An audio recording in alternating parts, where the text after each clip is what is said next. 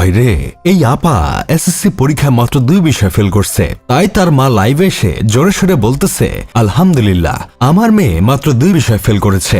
মানে রীতিমতো proud feel হচ্ছে তার। মনে হচ্ছে তার মেয়ের সব বিষয় ফেল করার কথা ছিল, কিন্তু ভুলবশত 2 বিষয় বাদে বাকি সবগুলো বিষয়ে পাশ করে ফেলছে। এই কারণে তো একবার আলহামদুলিল্লাহ বলাই যায়। আসলে এমন মা ঘরে ঘরে থাকা উচিত। তবে এমন মা কোথায় পাওয়া যায় কেউ একটু বলতে পারেন? না মানে আমি এমন কাজ করলে আমার মা আলহামদুলিল্লাহ বলা তো দূরে থাক, নালায়েক বলে আমাকে বাসা থেকে বের করে দিত আর বলতো যেদিন এসএসসি পাশ করতে পারবি সেদিনই বাড়িতে পা রাখবি। আর আমার বাপে তো তার চামড়ার বেলটা খুলে আমাকে আধা ঘন্টা পিটাতো, তারপর বাসা থেকে বের করে দিত আর বলতো আরো চালা মোবাইল, মোবাইলের ভিতরে এখন ঢুকা থাক, মোবাইলের ভিতরে আজকে খাওয়া দাওয়া করিস। তবে দেশ ডিজিটাল হওয়ার পাশাপাশি এই জেনারেশনের মা বাবার দেখি অনেকটা চেঞ্জ হয়ে গেছে। এখন তাদের সন্তানরা ফেল করলেও খুশি হয়ে আলহামদুলিল্লাহ বলে, কারণ মেয়ে যে একাধারে টিকটকার, ব্লগার, ইনফ্লুয়েন্সার, এই বয়সেই মেয়ে লাখ লাখ টাকা ইনকাম করতেই পারে। সেখানে শুধু শুধু এসএসসি পাশ নিয়ে এত তুলোধুনো করার কি আছে? তবে বিশ্বাস করেন, আমি এত কিছু চাপে থাকলে কখনোই 2 বিষয় ফেল করতাম না। আমি তো সব বিষয় ফেল করতাম। আর এই মেয়েটার কথা একবার চিন্তা করেন, স্কুলে যাওয়ার আগে টিকটক করতো, স্কুলে যাইতে যাইতে টিকটক ভিডিও বানাতো, আবার স্কুলে যাওয়ার পরেও টিকটক ভিডিও বানাতো, আবার ব্লগ বানাতো, বিভিন্ন জায়গায় ঘোরাফেরা করত। এসব ভিডিও বানানোর জন্য অনেক টাইম ধরে মেকআপ করা লাগতো, ড্রেস আপ করা লাগতো।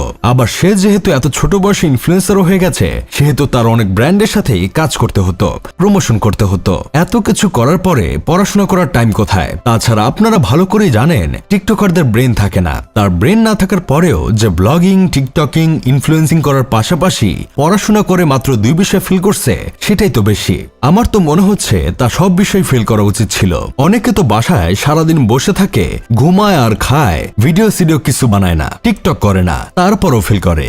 আমার বন্ধু কেরামতের কথা একবার চিন্তা করেন। সে একটা সময় ভিডিও বানাতো না, কিছু করতো না। পরীক্ষা আসলে সিলেবাস শেষ না হওয়ার কারণে পরীক্ষার আগের রাতে বসে বসে শুধু কান্না করত। লাইফে কোনো স্ট্রাগল নাই, তারপরও সে এসএসসি পরীক্ষায় 5 বিষয় ফেল করছিল। আর এই মেয়ে এত স্ট্রাগল করার পরেও এমন একটা রেজাল্ট করছে, শুধুমাত্র ম্যাথ আর ফিজিক্সে ফেল করছে। এটা দেখে আপনাদের তো গর্বে গর্ভবতী হয়ে যাওয়ার কথা ছিল, কিন্তু সেটা না করে আপনারা তাকে নিয়ে মজা করতেছেন। আপনারা আসলে কখনো ভালো হবেন না। আপনাদের নিয়ে আসলে আমরা কোথায় যাব? আপুমনি দেখলাম পরীক্ষায় ফেল করেও বিদেশে ট্যুর দিচ্ছে। ফেল করা যে কতটা শান্তির, সেটা এই আপুমনিকে না দেখলে আমরা কখনো বুঝতে পারতাম না। তবে আমরা পাশ করলেও কপালে ট্যুর জুটে না। পরীক্ষায় ভালো রেজাল্ট করে আব্বাকে একবার বলছিলাম বন্ধুদের সাথে ট্যুরে যাব, টাকা দাও। আমার বাপে আমাকে ইন্টারের বই হাতে ধরাই দিয়ে বলছিল ইন্টারের পর আগাইয়া রাখ, ট্যুরে যাওয়া লাগবো না। যাই হোক, শেষমেশ আমি গোলাম হোসেন একটা কাজের কথা কই, তোমরা যারা ফেল করে মন খারাপ করে বসে আছো, লজ্জায় মুখ দেখাতে পারছো না, তারা এই আপুমনির থেকে মোটিভেশন নিতে পারো।